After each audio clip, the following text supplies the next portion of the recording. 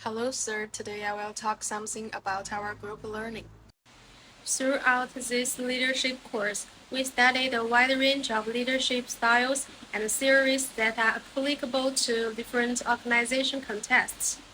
Some of the key approaches we explored included transformational leadership, which focuses on inspiring and motivating followers toward shared goals, servant leadership, which emphasizes putting the needs of others first, and the past goal theory, which highlights the importance of adapting leadership style based on the needs of team members and the nature of the task.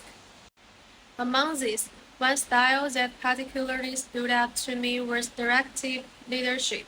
This approach is characterized by leaders who provide clear instructions, define roles and expectations, and closely supervise the process of tasks. It's especially effective when tasks are structured or when team members need specific guidance. At the same time, we also examined participative leadership, which takes a more collaborative approach by involving group members in the decision-making process. This style can enhance team engagement, ownership, and motivation, especially when tasks are complex and require input from multiple perspectives. These two leadership styles, directive and participative, formed the basis of how our group operated during the course, which I will explain further in the next sections.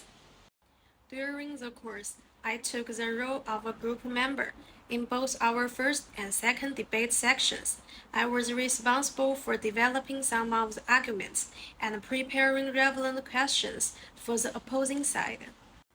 I also contributed to writing part of the debate summary report and helped format and organize other group members' submissions.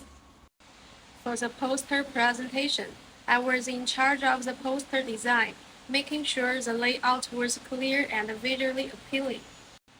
In the case study activity, I worked on the first part, the introduction, and created both the slides and the presentation script for my section.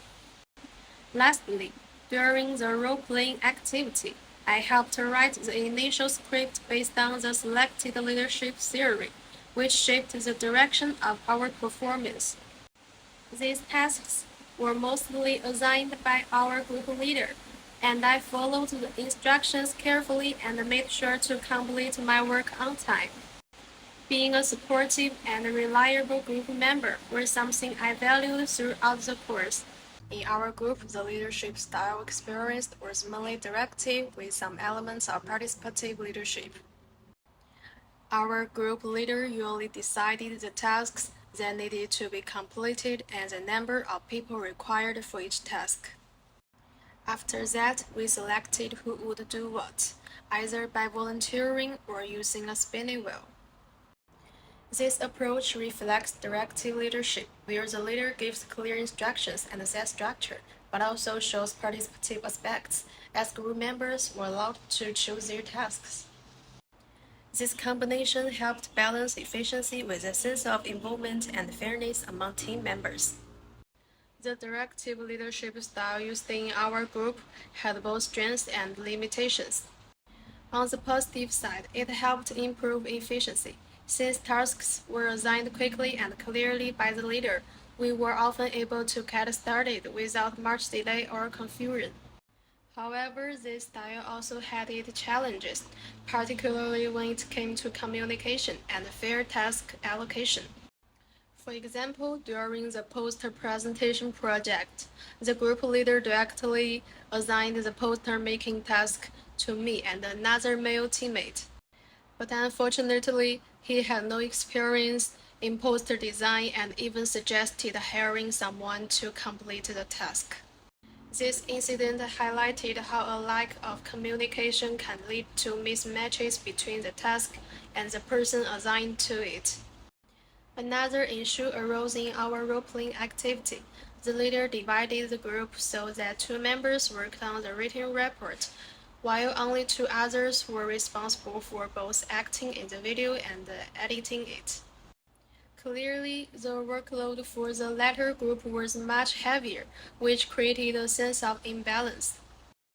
These examples show that while directive leadership can keep the team focused and productive, it also heavily relies on the leader's ability to understand the strengths of each team member. Without open communication or proper evaluation, the effectiveness of the leadership style may decrease, and team morale can suffer.